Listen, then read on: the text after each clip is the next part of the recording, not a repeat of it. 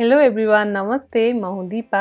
हजुरलाई स्वागत छ मेरो युट्युब च्यानल इजी किचन रेसिपीमा। आजको रेसिपीमा मैले हजुरको लागि एकदमै सजिलो अनि छिट्टो बनेर तयार हुने एकदमै मिठो चिउराको पुवाको रेसिपी लिएर आएकी छु। घरमै भएको थोरै सामग्रीबाट बनेर तयार हुने यो पुवाको रेसिपी बनाउन सुरु गरौँ। सबैभन्दा पहिला यसलाई चाहिने सामग्रीहरू हेरौँ, जसमा मैले लिएकी छु ठुलो कपको 1 कप चिउरा। हजुरले आफ्नो आवश्यकता अनुसार यसलाई धेरै या थोरै गर्न सक्नुहुन्छ। यो सँगै मैले यहाँ लिएकी छु आवश्यकता अनुसार घिउ सँगसँगै मैले यहाँ लिएकी छु सक्खर आवश्यकता अनुसार। हजुरहरूले सक्खरको ठाउँमा चिनी या मिश्री पनि प्रयोग गर्न सक्नुहुन्छ। मैले चाहिँ यहाँ सक्खर राखेर बनाउँदैछु। त्यसैगरी मैले यहाँ ठुलो चिया चम्चाको 1 चम्चा हाडे बदामलाई यसरी कुटेर लिएकी छु।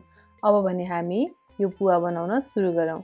सबैभन्दा पहिला मैले एउटा ठुलो कचौरा लिएँ र अघि लिएको चिउरा यो कचौरामा हालिदिएँ।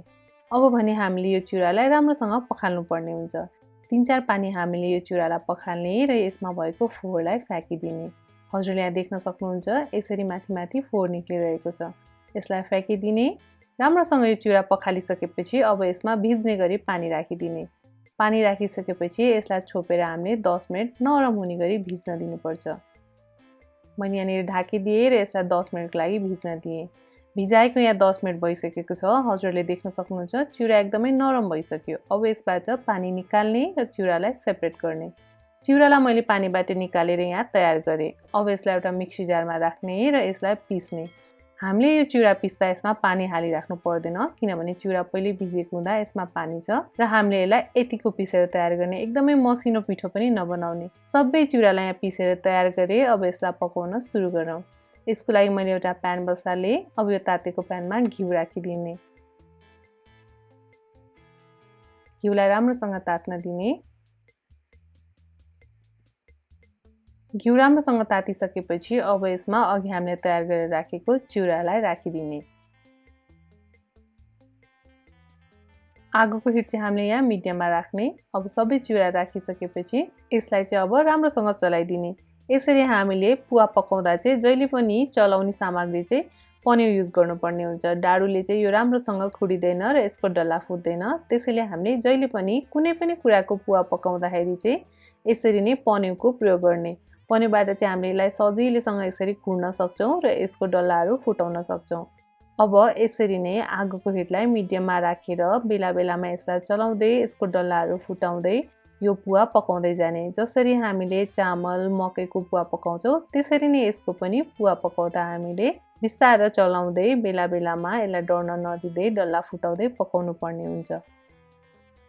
हजुरले यहाँ देख्न सक्नुहुन्छ भिडियोमा मैले यहाँनिर बेला बेलामा चलाउँदै आगोको हिटलाई चाहिँ मिडियममा नै राखेर यो चिउराको पुवा पकाउँदै गर्दाखेरि यो चाहिँ अघिको भन्दा धेरै नै फरक परिसकेको छ।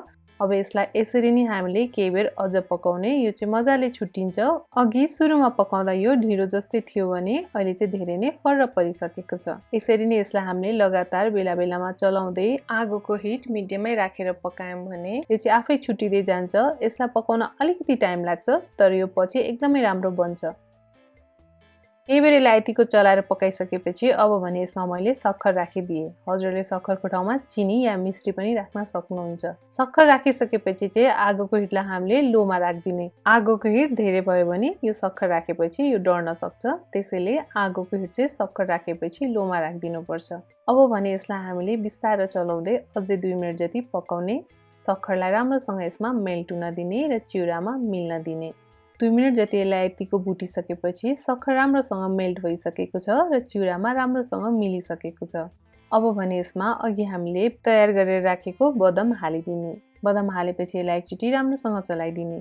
अब भने हाम्रो छिट्टो मिठो चिउराको पुवा बनेर तयार भइसकेको छ। ग्यास हिटलाई अफ गरिदिने र यसलाई तातो सर्भ गर्ने। हजुरले यसलाई दुधसँग दहीसँग खान सक्नुहुन्छ। यो यतिकै खाँदा पनि एकदमै स्वादिलो हुन्छ।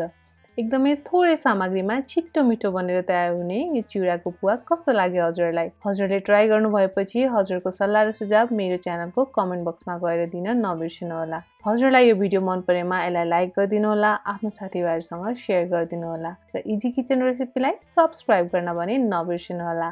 हजुरको दिन शुभ बितोस्। Thank you.